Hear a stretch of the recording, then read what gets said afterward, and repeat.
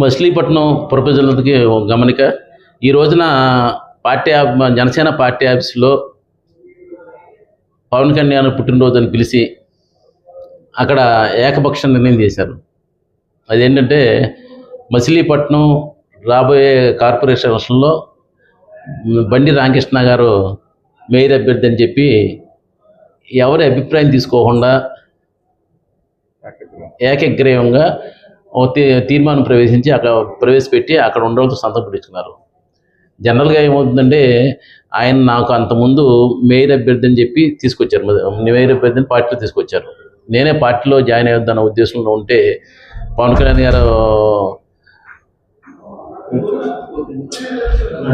గారి అభిమానంతో పార్టీలో జాయిన్ అవుతాను ఉన్నాను. అప్పుడు ఆయన ఇంటికి వచ్చి ఇంట్లో పార్టీలో వస్తా అన్నావు, పార్టీలో రా, నువ్వు మేయర్ అభ్యర్థిని ఇస్తాను, ఎమ్మెల్యేగా నేను వెళ్తాను అని చెప్పి తీసుకొచ్చి పార్టీలో ఆ రోజు నుంచి ఈ రోజు వరకు నిరంతరం ఒక్కరోజు కూడా రెస్ట్ తీసుకోకుండా పార్టీకి సేవలు రాష్ట్ర వ్యాప్తంగా చేయడం జరిగింది.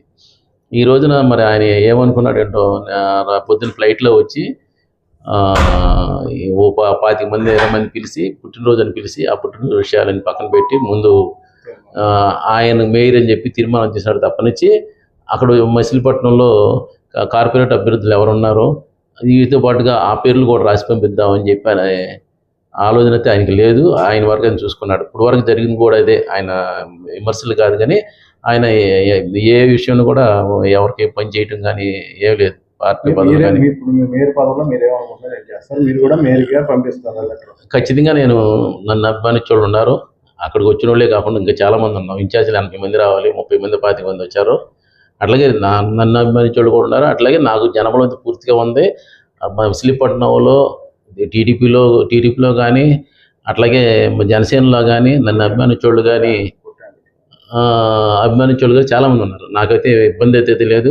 నేను కూడా మచిలీపట్నం మేయర్ అభ్యర్థిగా నేను అసలు ఆల్రెడీ టీడీపీలో మేయర్గా పోటీ చేసి గతంలో ఓడిపోయి వచ్చున్నాను. నా లోకేష్ గారు ఆ రోజు పరాస్పేటలో మేయర్ అభ్యర్థి అని చెప్పి ప్రకటించారు. అది జరిగిపోయింది. తర్వాత పార్టీలోకి వచ్చాను. పార్టీలోకి వచ్చేటప్పుడు ఈయన మేయర్ అని చెప్పి తీసుకొచ్చిన తర్వాత ఇప్పుడు సన్నగా ఇప్పుడుగా ఎందుకు మరి ఆయన ఆ విధంగా నిర్ణయం తీసుకుని మేయర్ అభ్యర్థి అని చెప్పి 10 మందితో అనిపించుకుని తెలియజేశారు. అర్థం కావట్లేదు. నేనైతే అధిష్టానం దగ్గర వెళ్తాను.